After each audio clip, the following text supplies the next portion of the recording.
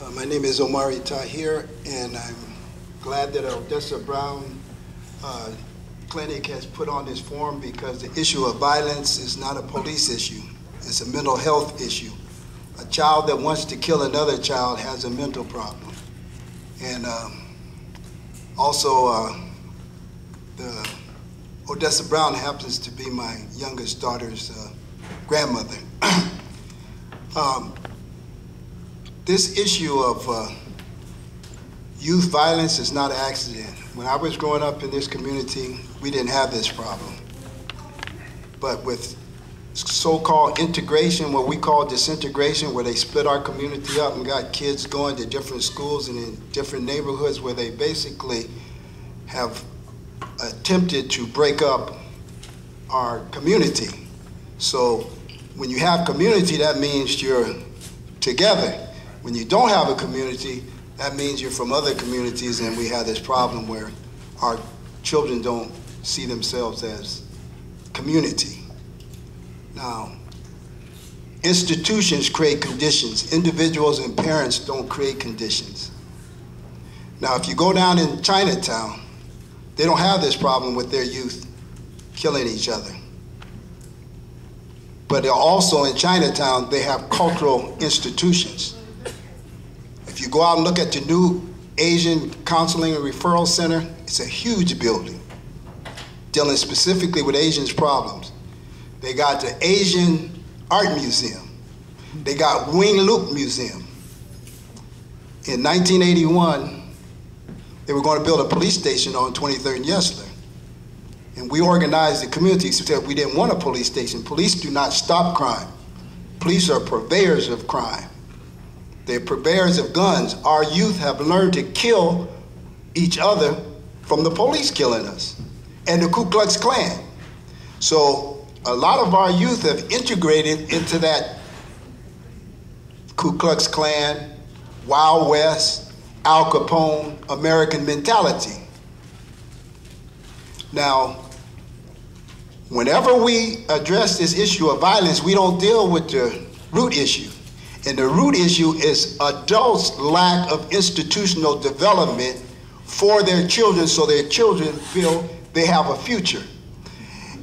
My dad started Liberty Bank. It was an institution. It's no longer in existence. We had SOIC, which was a training program for our youth. It's no longer in existence.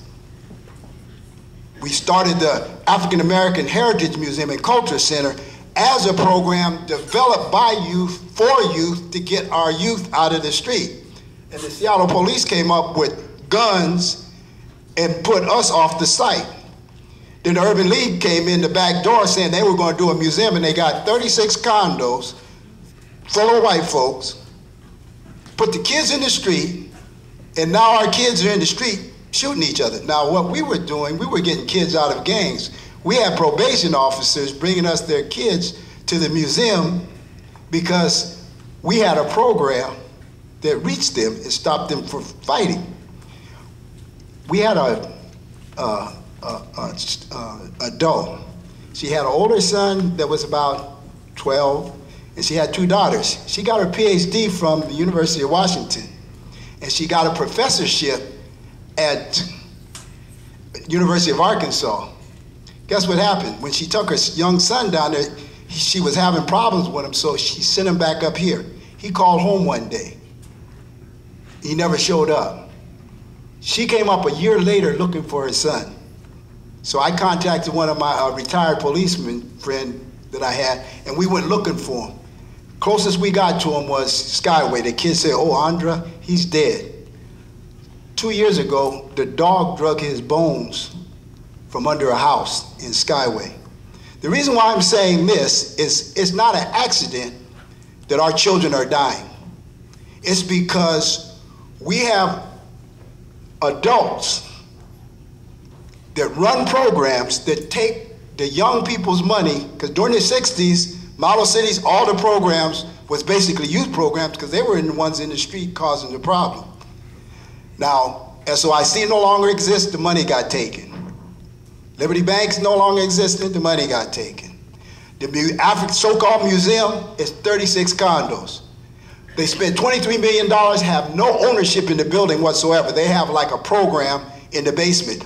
We're not going to tolerate the continuation of this pimp game where our adults are stealing from our kids and living off the blood of our kids. I call it poverty management. And the reason why we're here today is because all of us feel that we need to do something to stop that. And the way you do that is build institutions. You can't stop it as individuals, and stop blaming the young people for the mentality that they've gotten from adults.